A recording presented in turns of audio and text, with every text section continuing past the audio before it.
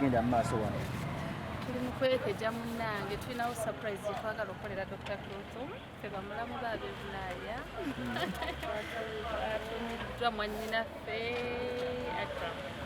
So kyetwagala okukola twagala tumukubira essimu tali aweya nti waliwo ekigenda mu maaso tumugambe twagala tumulabe tuwano outside her offices oba bw'aba mwali then ajje today is her birthday. I did them to surprising and even to be I think she'll be happy.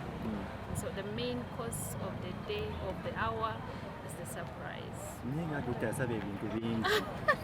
Mwami ulya. Tubirese. Byasaba omwami we. Byonna mubirese. Tubirese, tuli ready. Tuli very ready and I'm sure she's going to be happy. She's very happy. Akira mwagamba acha. Akira mulungi. You called him what time? He's very fine, but he does miss the woman too much, so much. So hope this makes sense. Alaba jakubanga mulabanga mu meetings, the memories will come. You know, like love is so beautiful. Kino kibatwalidde ebbanga kyotegeka ebirabo ebyo tulya Dr. Pluto. Just hours, because naffe twalandinze 2 weeks back. Then we were like, we have to do something quick. Actually, it took us only today. That's all we can. Because in the video, that is yesterday, but one. Yeah, so we are ready that way. Yeah. For what? Why? Why should we? Why? Oluzungu nga lungi. Nasoma. Alebe temwogera Luganda.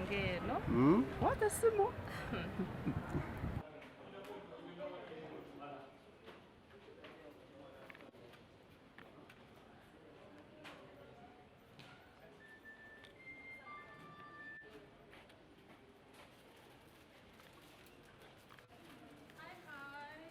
Hi.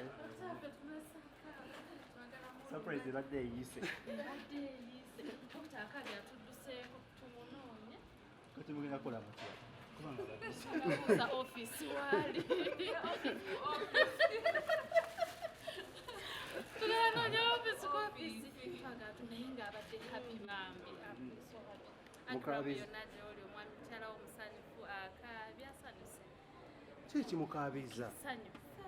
Okwagala okuba nange. I'm still telling you people, let's love. Let's love. It's good to love and it's good to be loved. She's overwhelmed. Oba essaawa ya bbeeyi nnyo. Yabbeeyi. Certificate gibalage. Zizi. Omusikyuse mu Uganda. Zezi nezire. Randi emitwalo 29.